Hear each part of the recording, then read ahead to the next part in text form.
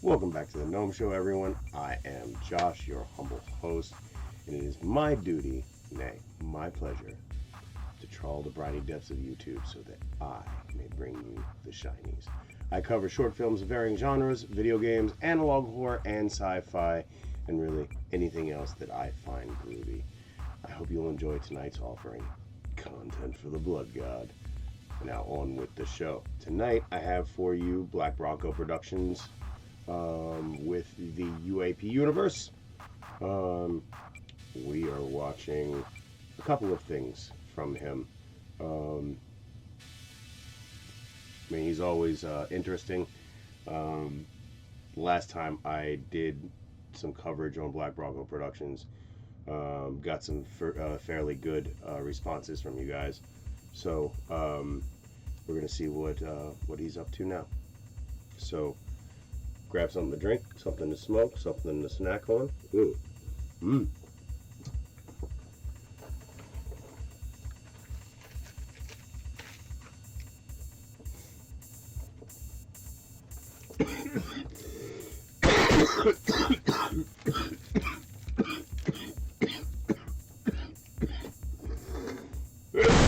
Oh, pardon me. Got some Starburst and I got some Sour Punch straws. Yeah, I think we're gonna have a good time. Let's check us out some digital horror. This this first one is a teaser. So he's definitely working on some other things for the cryptid universe. And we all like cryptids. So let's see what this is about.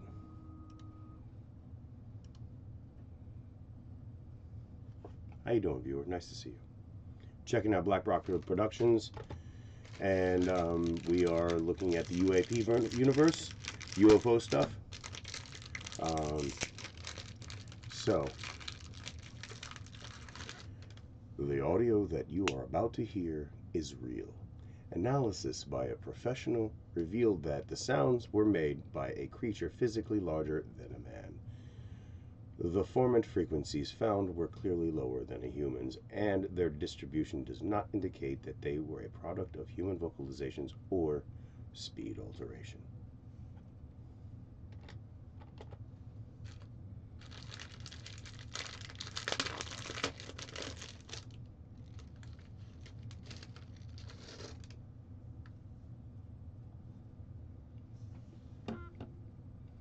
The first time I ever heard anything was later in '71. I came back up with the guys, and we was here by the stove. There was a stove here then.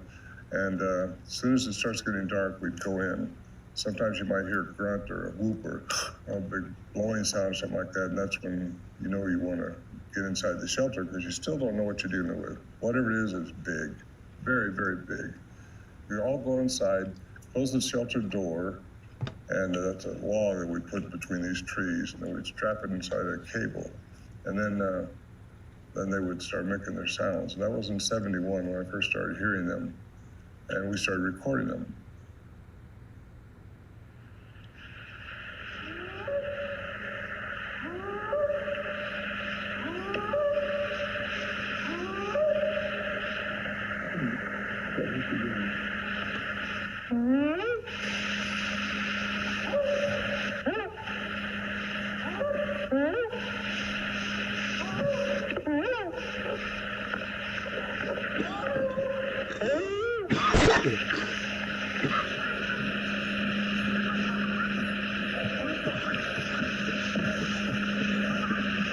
There's two of them across the creek at the big rocks.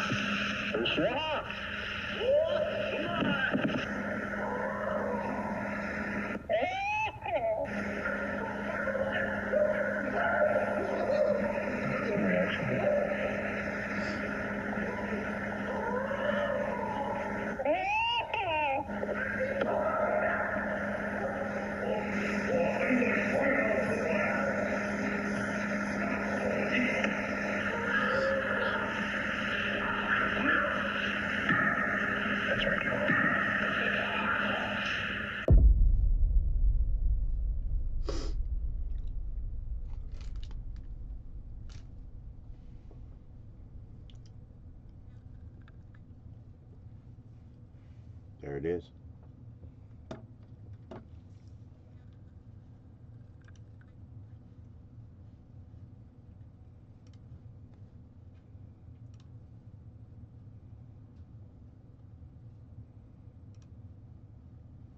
UAP reality.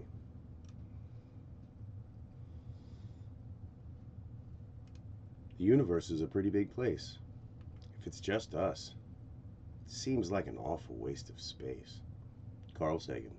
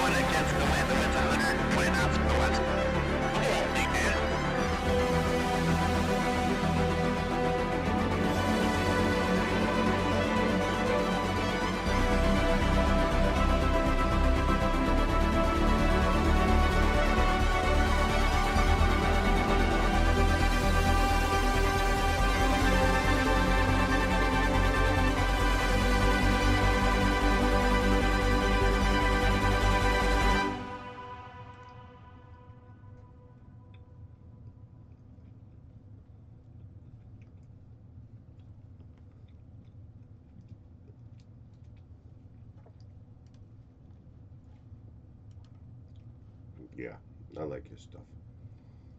Okay, so now we get to go to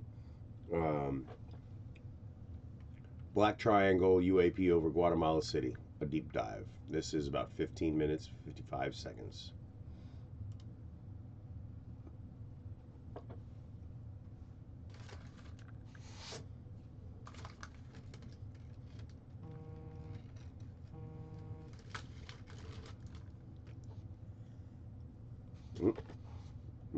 Shit.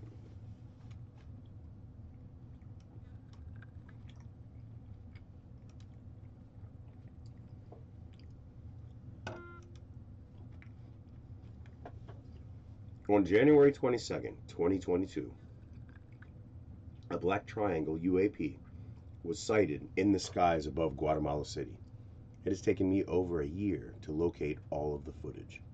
What you are about to watch has not yet been debunked.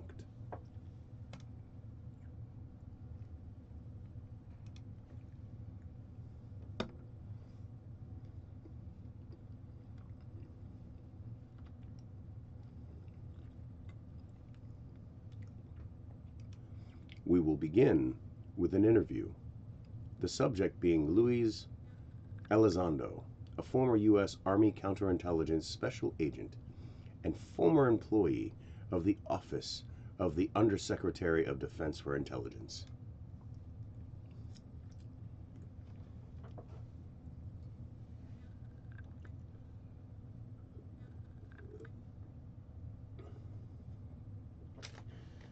While there is no evidence to back up this claim, I have seen multiple people online who have speculated that Lewis references this specific UAP in the interview.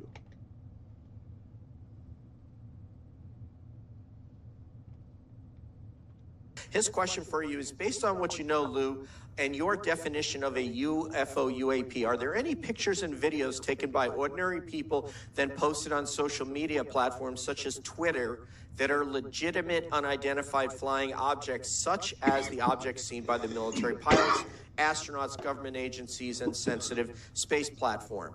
So basically, have you seen anything on open source that you say, wow, that's credible? Yeah, and the problem with it is that the government recognizes it. There are some very authentic UAP images. When people say, oh, they're all grainy and blurry. No, they're not. There's some that are really clear and are very authentic, because we can look at the date and timestamp and the metadata on the video, and we can then correlate that to any other type of assets that may be in the area. And, it turns out that, we're picking something up that came across, let's say the Pacific Ocean. Now, all of a sudden, someone in San Diego goes, I had this real funny light doing these weird things in the backyard. And all of a sudden you realize, oh, man, they got it on camera. There are some very, very, there's one in particular, I probably can't talk about it, but there's one of a triangle, and it's at night, and it's not just 3 points of light. I mean, you can see the skin of the aircraft. You can see a lot, and to the point where some of our folks were like, well, should we take it off of the internet? No, don't take it off the internet. Leave it up. That's not your video to take down. That's a private citizen's, and yes, they got a great video of a UAP. Congratulations. We should probably give them an award. Don't take the video down. Now, we will quickly take a look at Luis Elizondo's explanation of how triangle UAPs function to better understand the Guatemala footage.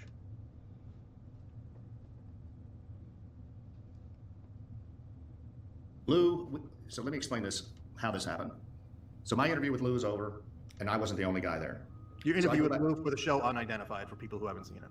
That's right. And so I go back out to this thing called the green room, and I'm hanging out.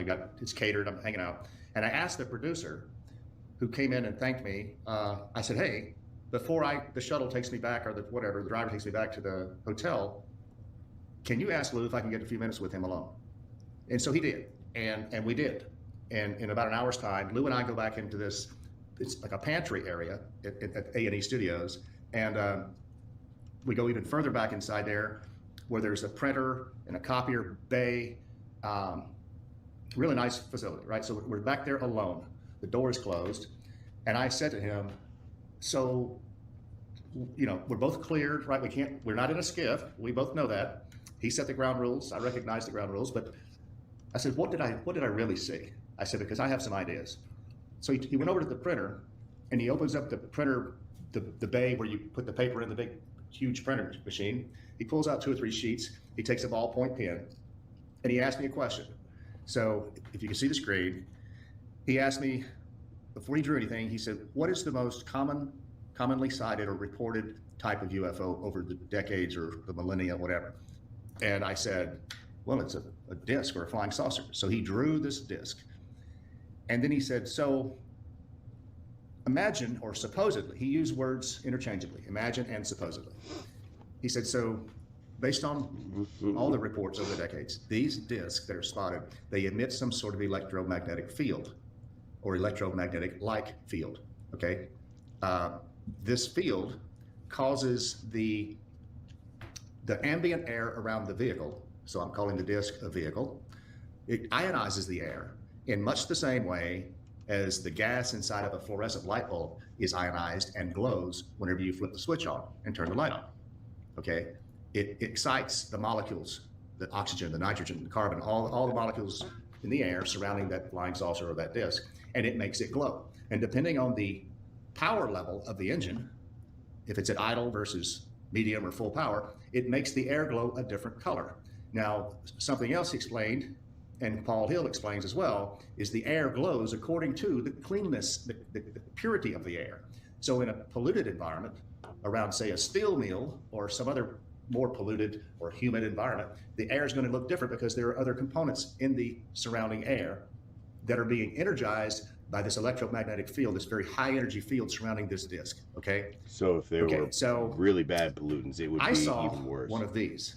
I saw exactly this. I saw a black equilateral triangle, and this is about as close as I could make it, and I saw 3 really bright dots that I took to be lights.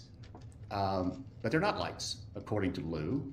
They are each something using a propulsion system like this, and they are glowing. It's the air around the vehicle that's glowing. And it is these 3 particular power plants, one in each corner, that give the vehicle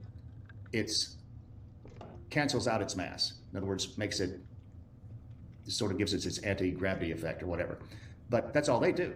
They each have a field that they emit, just like the disc has a field when it's powered up. And so these fields overlap like a Venn diagram. And so they encompass the entire vehicle. They make it weightless. But then there's another engine or power plant or whatever in the center, and this is the one that makes it go up, down, left, right, whatever. These 3 give it weightlessness. This engine is how they get from point A to point B. That's kind of what he explained.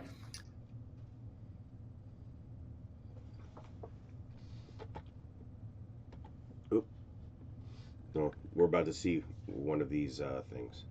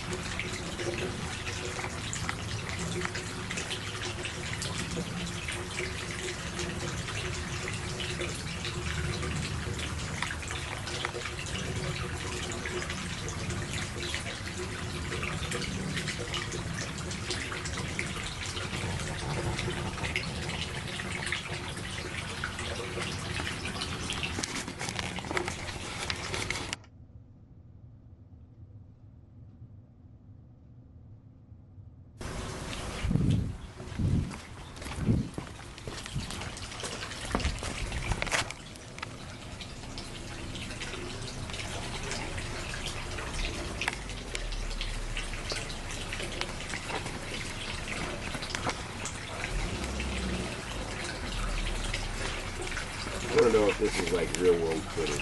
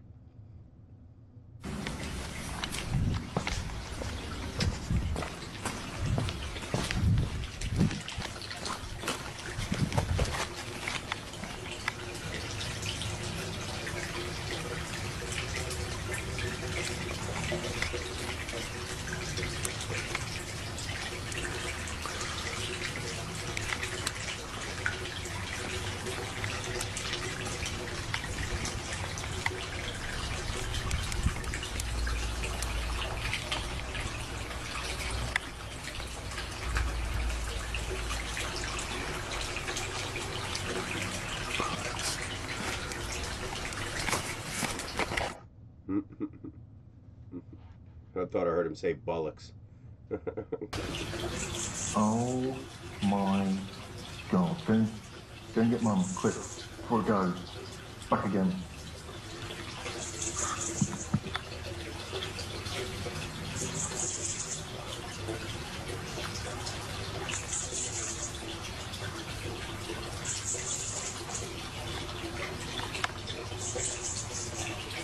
So I can get with my phone, I can take a picture of the surface of the moon.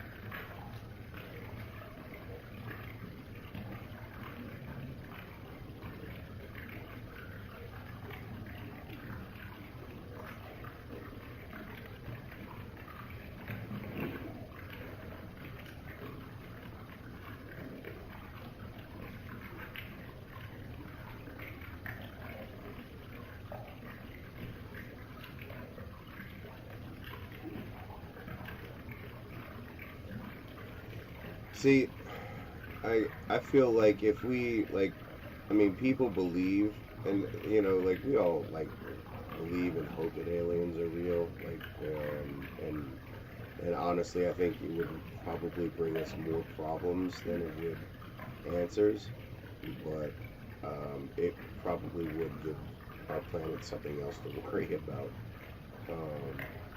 knowing that we're not alone. You know what I'm saying? Now it could be a bad thing, with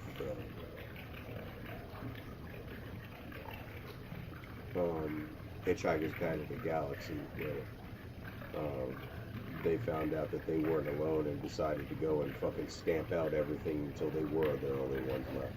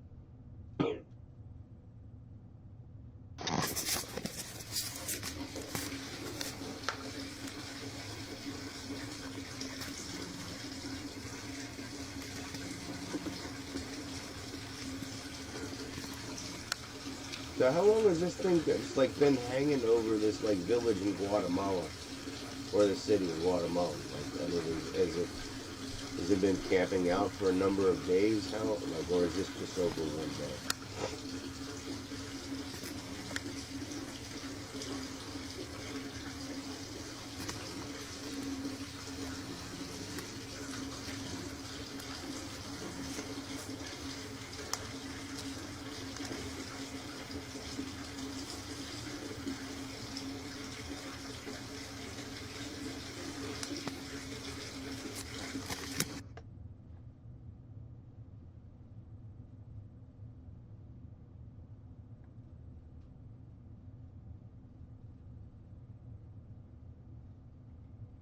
I mean, it was fairly clear. Like, I mean, it's unfortunate that this is, a fictional work, but like,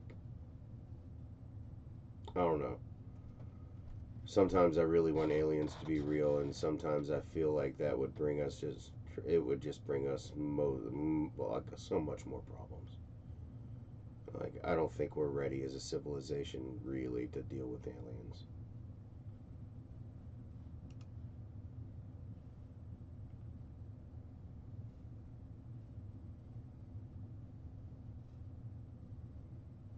All right, next up we're going to look at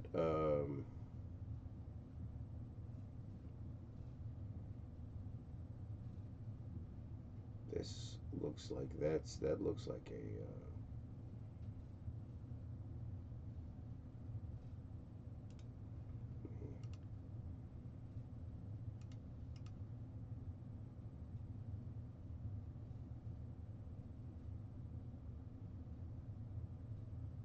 okay, no, it looks like something audio. So I'll leave that one for investigation. But we are going to look at, let's see, that one, UAP Reality 2. Yes. I don't want to believe. I want to know. Yeah, me too.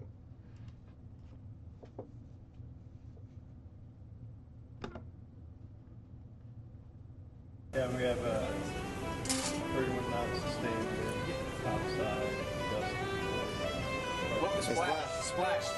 Mark bearing range.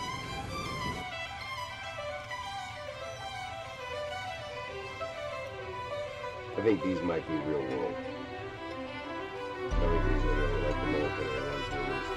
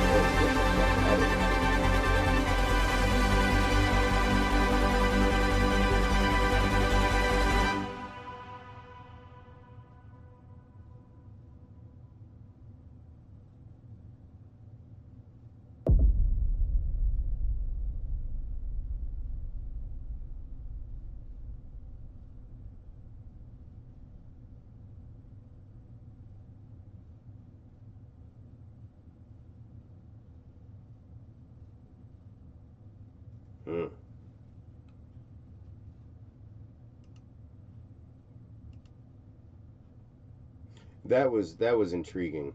That one, I like that one quite a bit. All right, and oh yeah, I want to check that one out too. But next up, this is leaked UFO footage. Let's check it out.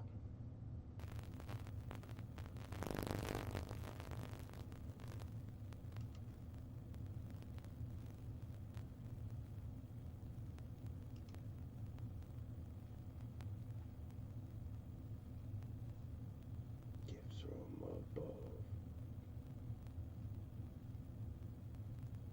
What you're about to see is real. It comes from within the walls of the Pentagon. You are not supposed to be seeing this. Yet, I have brought it to you. Now, taste the forbidden fruit.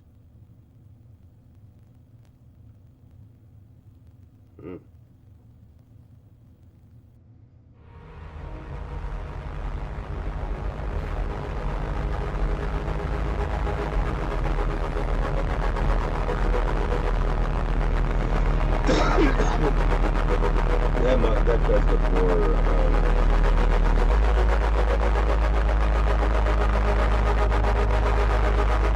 I mean, the other one was much clearer, but this, like, it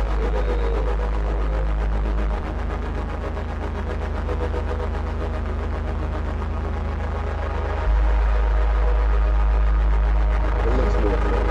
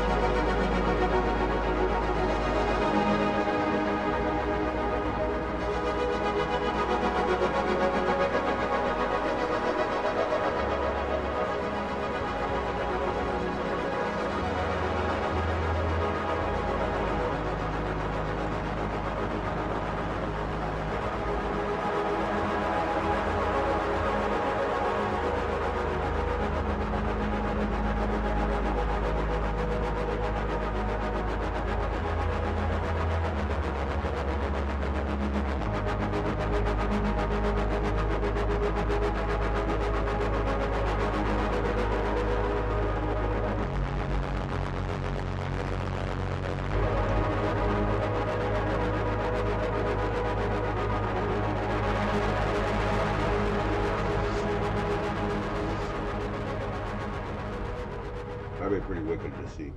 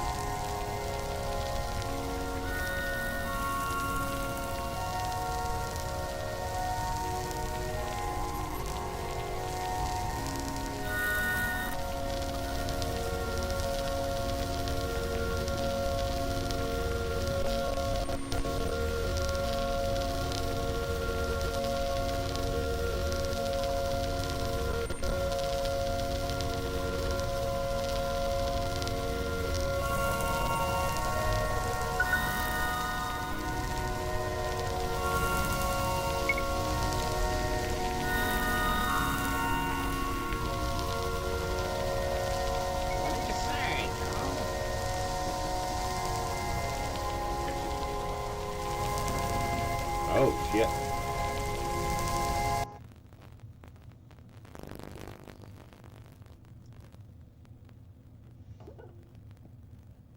Permanent deformities to onlookers. Good lord.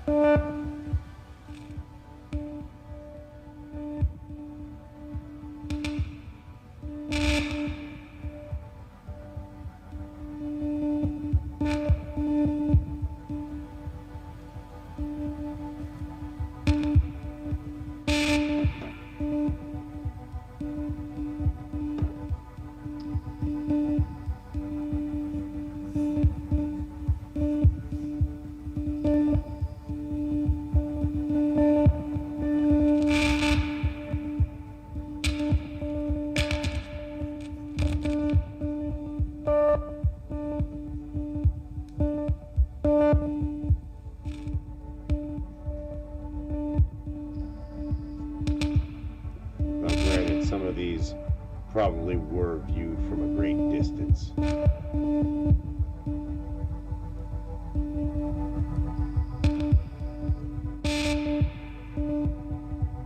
Subject's corpse was found in perfect condition. This is all you will get from it for now.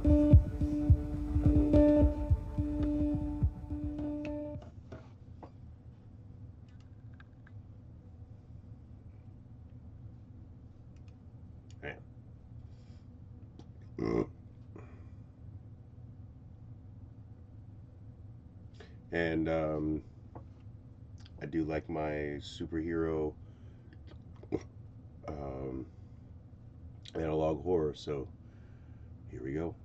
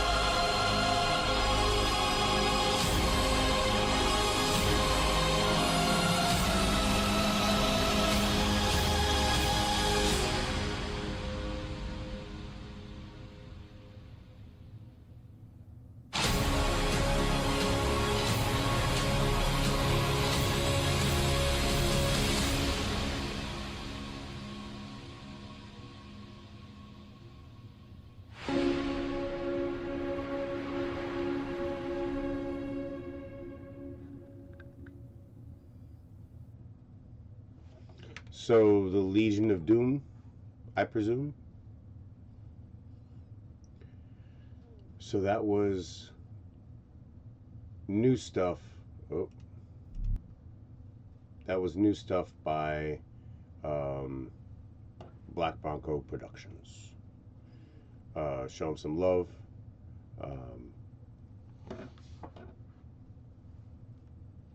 Yeah, I mean, he's got a lot of stuff. I don't even know what to say. Like, there's just so much stuff here that you can take a look at. So, yeah,